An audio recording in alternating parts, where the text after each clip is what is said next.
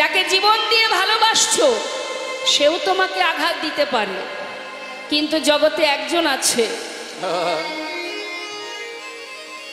হরি বল, হরি বল। ইহ জগতের মানুষ আমরা প্রতিটা মুহূর্ত পরিস্থিতির সাথে সাথে আমরা বদলে যাই। তার প্রমাণ একটা ছোটখাটো দৃষ্টান্ত দিয়ে বোঝাই মা। একটা শিশুর সামনে, ছোট্ট একটা বাচ্চার সামনে যদি দামি খেলনা আর অনেক টাকা দেন, দেখবেন বাচ্চা কোনটা আগে নেবে? একটা শিশু কোনটা আশ্রয় করবে? দামি খেলনা আর টাকা আছে, এত টাকা রেখেছেন সামনে, কোনটা ধরবে? খেলনা। সে টাকা নেবে না, কিন্তু আগে গিয়ে খেলনাটা ধরবে। তার মানে তার সেই বয়সের আশ্রয় খেলনা। যখন সে আর একটু বড় হবে, আর একটু বড় হলে তার আশ্রয় বদলে যাবে। সে কি নেবে তখন? লেখাপড়া। সারাদিন বই খাতা নিয়ে ছুটবে। মা বাবা কি বলবে? বাবা শুধু পড়াশুনোটা ঠিকঠাক করা, আর কিচ্ছু দরকার নেই। তার মানে তার আশ্রয় বদলে গেছে। তো কখন বদলেছে? সময়ের সাথে সাথে। হ্যাঁ, তার মানে দুইবার বদলালো। একই ব্যক্তি দুবার বদলে গেলাম, তাই তো? আবার সেই ব্যক্তি যখন আরো বড় হবে, যখন বিবাহ হবে, ছেলে মেয়ে হবে, তখন কি সে আর খেলনা নিয়ে বসে থাকবে? তখন তার আশ্রয় আবার বদলাবে, পরিস্থিতি বদলে দেবে। পরিস্থিতি কোথায় নিয়ে যাবে? আশ্রয় করবে কি? টাকা। কোথায় পাবো টাকা? ছেলে মেয়ে আছে, ঘরে পরিবারে মা বাবা আছে, তাদের মুখে অন্ন জোটাতে হবে। দেশে হোক বিদেশে হোক, টাকার পিছনে ছুটবে। তার মানে এক জীবনে বাবা 3 বার বদলে গেলাম আমরা। তার মানে কতবার বদলাচ্ছে মানুষ? সেই ব্যক্তি যখন আবার বৃদ্ধ হয়ে যাবে, মনে করুন চলার শক্তি আর নেই, ঘরের এক কোণে পড়ে থাকে, কেউ দিনে খেতে পারে, না হলে আর চলতে পারে না। তখন যদি কোনো ব্যক্তি তাকে 1 লাখ কি 2 লাখ টাকা দিয়ে বলে যে মা কি বাবা, আপনার মনে অনেক স্বপ্ন ছিল, আপনার এখনো পূর্ণ হয়নি, তা আপনাকে এই 2 লাখ 5 লাখ টাকা দিচ্ছি, আপনার মনে যা যা বাসনা আছে আপনি পূর্ণ করে নিন, কিন্তু একটা শর্ত, যে কদিন আপনি আর বাঁচবেন এই কয়দিন আপনি আপনার পরিবারকে আর পাবেন না। কি চাইবে মা? শেষ বয়সে মাতা পিতা কি চান? টাকা নিয়ে চলে যাবে ছেলে মেয়ে ছেড়ে? বাবা টাকার দরকার নেই, যে কদিন বাঁচবো আমি যেন আমার ছেলে বৌমা নাতি পুতি আত্মীয় পরিজন তাদের কাছে থাকতে পারি। কি তখন কি আর টাকার পিছনে ছুটবে? তাহলে যে ব্যক্তি টাকার পিছনে ছুটতো, আজ তার কাছে টাকার কোনো মূল্য নেই। তার কি দরকার? আমি যেন আমার সন্তানের কাছে থাকতে পারি, তাই না মা?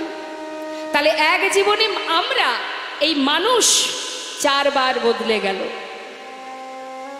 তাই তুমি যদি মনে করো কাউকে ভরসা করবে, নির্ভরশীল হবে, সে যখন তখন পরিস্থিতির কারণে বদলে যেতে পারে। বিশ্বাস করবে, সে বদলাতেই পারে, বদলে যায়। কিন্তু জগতে একজন আছে, হরি বল, হরি বল, সে কখনো বদলায় না, সদা সর্বদাই।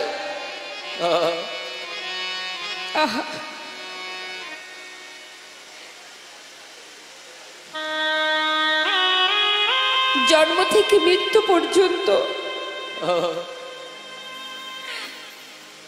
তোমাকে পাঠানোর মাত্রই, তোমাকে নিয়ে যাওয়া পর্যন্ত সে সর্বদাই আমাদের মাথার উপরে আছে, ছায়ার মতো আছে, সুখে আছে দুঃখে আছে। তাকে ভালোবাসলেও সে তোমার কাছে থাকবে, তাকে ঘৃণা করলেও সে তোমার কাছে থাকবে। সে কখনো তোমায় ছেড়ে যাবে না। তার প্রমাণ প্রতিনিয়ত এই শ্মশানে আপনারা দেখতে পাচ্ছেন। যাদের জন্য গোটা জীবন মাটি করেছে তারা কেউ সাথী হয়নি, ওই হরি নাম কৃষ্ণ নাম ছাড়া। হরি বল। আর আমাদের আপন বন্ধু কেউ নাই, তাহলে যে আমার আপন, যে আমার সঙ্গের সাথী, যে সুখে দুঃখে সর্বদাই আমার কাছে আছে, বিশ্বাস যদি করতে হয় তাকে করব, ভরসা যদি করতে হয় তাকে করো, নির্ভরশীল যদি হতে হয় তার প্রতি নির্ভরশীল হও। এ জগতে আর কারোর প্রতি আশা করো না কিছু, তুমি তোমার দায়িত্ব পালন করো, কিন্তু ভরসা করো না।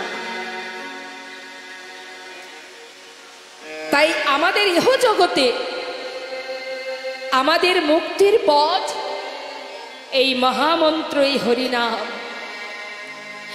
চলতে ফিরতে মুখে নাম করো, হাজার হাজার বাধা বিপদ থেকে তুমি উদ্ধার হয়ে যাবে। একটা মানুষ ভগবানের সেবা দেয়, ভগবানের নিজের অন্তর মাঝে, বুকের মাঝে জড়িয়ে ধরে তাকে ভালোবাসতে পারে। চাইলে ভগবানকে নিয়ে কত রকমের, দেখুন অনেকে আছে, অনেক ভক্ত দেখবেন স্নান করাচ্ছে, সেবা দিচ্ছে, হ্যাঁ, সাধু সঙ্গ করছে, ভগবানের সেবা দিচ্ছে, কত রকমের আনন্দ পাওয়া যায়। মনুষ্যকুলে জন্ম পেলে এগুলো সম্ভব, কিন্তু একটা পশু তো সেটা পারে না, একটা বৃক্ষ সেটা পারে না। তো আমরা যখন সেই সমস্ত জীবজন্তু কীট পতঙ্গ হয়েছিলাম, তখন আমরা ভগবানের কাছে কেঁদেছিলাম, কেন না পশুকুলে জন্ম দিও না, বৃক্ষকুলে জন্ম দিও না, হে প্রভু, জন্ম যদি তুমি দেবে তাহলে মর্তধামে তুমি আমাকে মানব কুলে জন্ম দাও। হরি বল, হরি বল। মানব দেহ পেলে কি হবে না, মানব দেহ পেলে বদনে হরি নাম করা যায়, দোহাত দিয়ে তোমায় সেবা করা যায়। হ্যাঁ, এগুলো চেয়েছিলাম বলে পেয়েছি, সাধনা করেছি তাই পেয়েছি, কিন্তু সময় খুব কম। মা, পরীক্ষায় মাত্র 3 ঘন্টা সময় পাওয়া যায়, কিন্তু সেই 3 ঘন্টা পরীক্ষার জন্য লেখাপড়া করতে হয় 1 বছর ধরে, তাই না? তাহলে 1 বছর কষ্ট করে সময় পাচ্ছি 3 ঘন্টা। আমরা 84 লক্ষ 80 লক্ষ জনই কীট পতঙ্গ হয়েছি, 4 লক্ষ মানব জনম। তা এই যে আমাদের কলিহত জীবের পরমায়ু কতটুকু? 100 বছর। এর মধ্যেই আমাদের ভজন সাধন করে গোবিন্দ চরণে পৌঁছাতে হবে। তাহলে সময় কিন্তু খুব কম। এই অল্প সময়ের মধ্যে আমরা যদি অবহেলা করে নষ্ট করে দিই, হেলায় সময় নষ্ট করে দিই, শাস্ত্রী বললেন, দিবস রজনী আবলো তাবলো পাঁচালো পড়িতে পারো, তাহার ভিতরে একবারও কি গোবিন্দ বলিতে না। হরি বল, হরি বল। দেখবেন আমরা আন কথায় মেতে থাকতে ভালোবাসি, বাসি না? এখানে যত ভক্ত এসেছে সবাইকে আর মন দিয়ে কীর্তন শুনবে মনে হয়? কেউ এসেছে একটু টাইম পাস করতে, কেউ এসেছে আশেপাশে পাড়ার খবরাখবর নিতে, আবার কেউ এসেছে কীর্তন শুনতে। যারা প্রকৃত কীর্তন শুনতে আসবে তাদের মাথাটা এদিক থেকে এদিকে যাবে না, সোজা থাকবে, যেখানে কৃষ্ণ কথা হচ্ছে সেই দিকে তার লক্ষ্য থাকবে। কিন্তু যার মন চিত্ত, যার চঞ্চল, সে কিন্তু সর্বক্ষণ তার মনটা এদিক ওদিকে ঘুরবে। তা মাগো, ভক্ত হওয়া সহজ কথা নয়। এত সাধনার ধন, কলিযুগে বৈষ্ণব মহাজন বলেন, কৃত্যে যদ্ধায়তি বিষ্ণু ত্রেতায় যজ্জতে মক্ষ তাপরে পরিচর্যং কল তদ্ধরি সংকীর্তনং। হরিনাম করো, হরিনাম মহামন্ত্র জপ করো, তাতে কি হবে? হরিনাম করলে কি হবে? শাস্ত্রে বললেন, দান ব্রত তপতীর্থ ক্ষেত্রাগে নাঞ্ছা যায় স্থিতা, শক্তয় দেব মহাতাং সর্বপাপ হর শোভা, রাজস্ব অশ্বমেধানং জ্ঞান আধ্যাত্ম বস্তুন আকৃষ্ট হরিনামে স্থপিত শেষ নামেশু। তার মানে